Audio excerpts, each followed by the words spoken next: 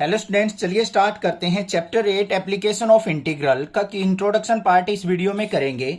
सबसे पहले बेसिक चीजें सीखेंगे कि इसके अंदर है क्या। कुछ कर्व के बारे में स्टडी किया जाएगा, उसके अंदर उनका एरिया फाइंड आउट करना होगा। इस तरीके के क्वेश्चंस यहाँ पे एप्लीकेशन ऑफ इंटीग्रल के अंदर देखने को मिलेंगे। बाकी इंटीग्रेशन ही है सारा का सारा, बट जो बेसिक कर्व जो हमें दे रखी हैं उनके बारे में आपको अच्छे से नॉलेज होनी चाहिए। जैसे सर्कल की इक्वेशन क्या होती है, पैराबोला क्या होता है, इलिप्स क्या होता है, या फिर कोई सिंपल कर्व होती है, उसके बारे में आपको पता होना चाहिए। अब देखो ध्यान से, कोई भी हम कर्व ड्रॉ करते हैं या कोई भी हमारे पास वैल्यू ड्रॉ करनी है ग्राफ पे, तो हमें दो एक्सिस के बारे में पता होना चाहिए, एक एक्स एक्सिस और एक वाई एक्सिस। अगर हमें एक्स और वाई की वैल्यूज पता है, एक्स और वाई की वैल्यूज पता है, तो हम क्या कर सकते हैं, कोई भी ग्राफ अपना प्लॉट कर सकते हैं। तो ऐसे ही हमें यहां पे करना है। सबसे पहले अगर मैं बात करूं एरिया अंडर सिंपल कर्व की, अगर कोई सिंपल सी कर्व दे रखी हो हमें, उसके एरिया को अगर फाइंड आउट करना हो तो किस तरीके से करेंगे। देखो क्या है, सबसे पहले area under simple curve, simple curve, इसको देखो कैसे करेंगे। मान लो हमारे पास क्या है, ये क्वाड्रेंट है इस तरीके से, ये एक्स एक्सिस हो गई, ये वाई एक्सिस हो गई, और यहां पे हमारी कोई कर्व दे रखी है इस तरीके से। इसका हमें एरिया निकालना है। हमें दे दिया पॉइंट, मान लिया x इक्वल टू ए, और यहां पे लास्ट जो पॉइंट है इसका x इक्वल टू बी। ये एरिया अगर हमें फाइंड आउट करना है तो किस तरीके से फाइंड आउट करेंगे। पहली बात तो एक्स एक्सिस पे है, तो हमारा जो एरिया आएगा वो किसके अंडर आएगा, integration F x D x. अब यहां पे लिमिट हमारी x की है ना, x इक्वल टू ए से लेके b तक का एरिया निकालना है, तो फंक्शन भी हमारा x का होना कंपलसरी है, ये चीज ध्यान रखनी है आपको।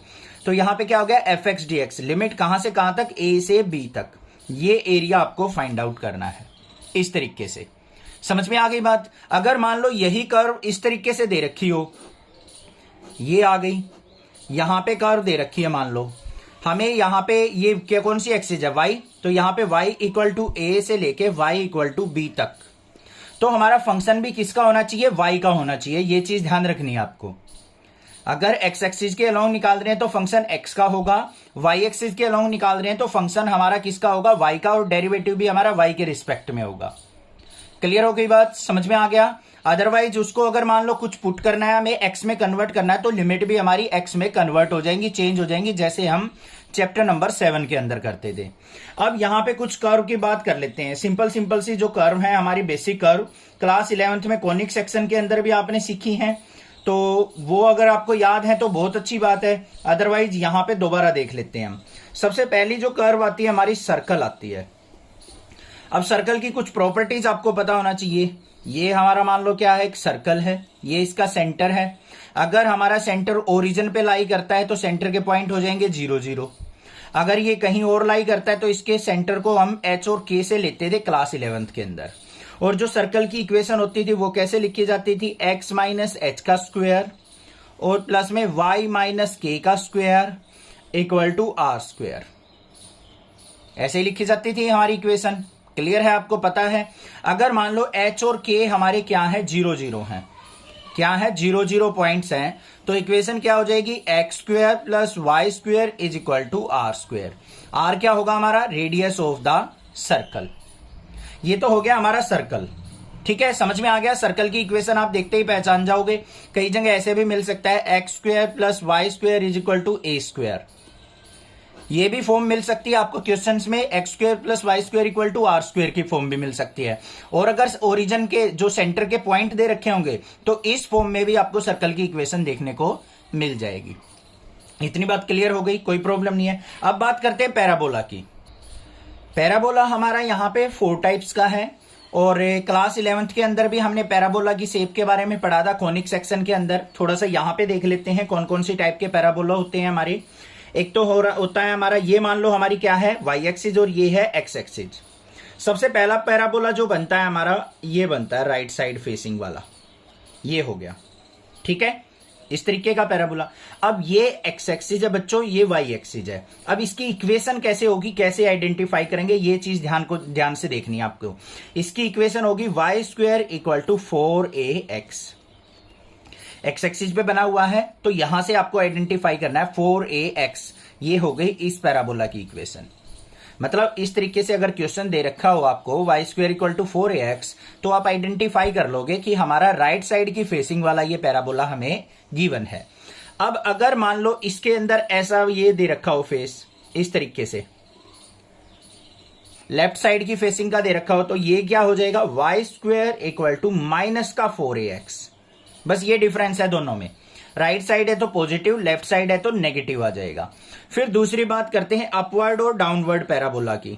अगर y एक्सिस के ऊपर बने हो तो ये हो गया हमारा अपवर्ड पैराबोला बच्चों, इस तरीके से बना हुआ हो, तो इसकी इक्वेशन कैसे लिखी जाएगी, X square equal to y axis पे बना हुआ है तो 4ay, ये हो गई।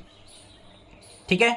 अगर मान लो डाउनवर्ड पैराबोला हो इस तरीके से, तो डाउनवर्ड पैराबोला की इक्वेशन क्या हो जाएगी, X square equal to minus का 4ay, ये डाउनवर्ड पैराबोला हो गया। 4 तरीके के पैराबोला है, इनको आपको ध्यान रखना है। अगर इक्वेशन दे रखी है तो आपको आइडेंटिफाई करना है कि हमारा राइट पैराबोला है, लेफ्ट है, अपवर्ड है या डाउनवर्ड पैराबोला है। कर लोगे आसानी से काम ये। उसके बाद क्लास 11th में मैंने बता रखा है ये फोकस पॉइंट होता है f, इससे पास होने वाली ये लेटस रेक्टम होता है, इसकी लेंथ क्या होती है 4a होती है। वो चीज आपको क्लास 11th में देखनी है, ज्यादा लंबी वीडियो यहां पे हम नहीं करेंगे। पैराबोला की सेफ हो गई।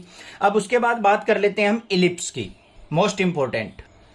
अब हमारी इलिप्स जो है वो 2 टाइप की है। इलिप्स जो फर्स्ट आएगी वो हॉरिजॉन्टल इलिप्स आएगी, एक वर्टिकल इलिप्स आएगी। दोनों की इक्वेशन आपको देख के आइडेंटिफाई करनी है।